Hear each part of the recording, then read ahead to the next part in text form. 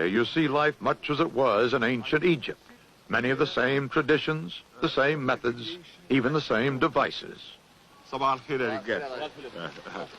used to sit here as one of those two men, and in early at dawn, because we started early. You know, this is called tambour. There is some screw in it, and it brings the water from the canal to the land here. Small canals. It is prepared only for the small canals. How many hours would you sit there on that screw? Every shift is 2 hours.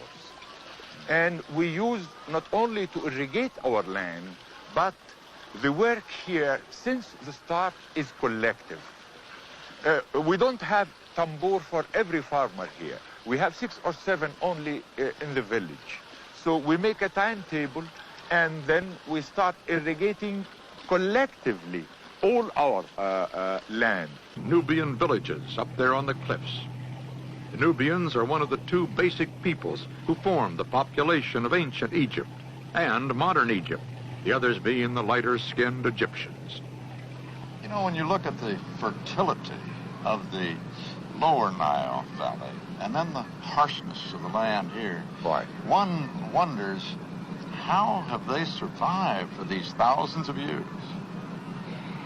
You may be amazed to know when we heightened the old dam, some of their villages were flooded, but they wouldn't leave their villages except when they found that they will be flooded.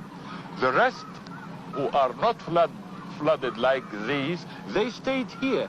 And then one asks, how can they manage to live on such rocks only?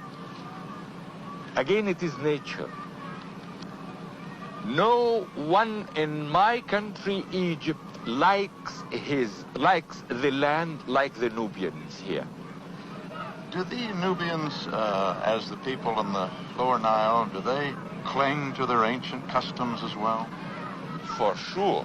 Their dances, their language, they have a complete different language. It is not written, but they use it between themselves.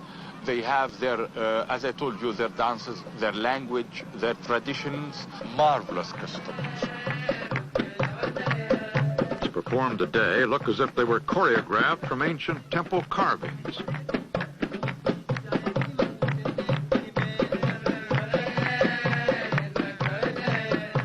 These young dancers have organized a troupe that performs for visitors in Aswan.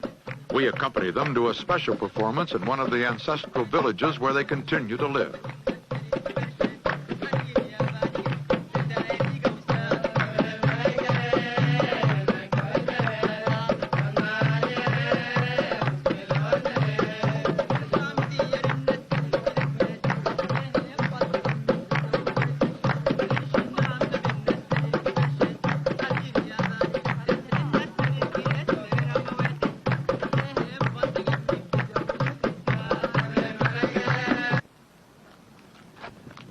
The Greek and the Roman period here really marked the beginning of Egypt's intensive contacts with the West.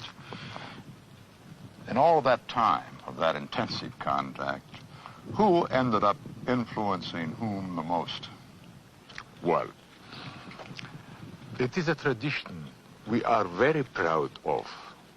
Egypt always absorbs whoever invaded Egypt, and never Egypt was absorbed by anyone. Really, it is a pride of us.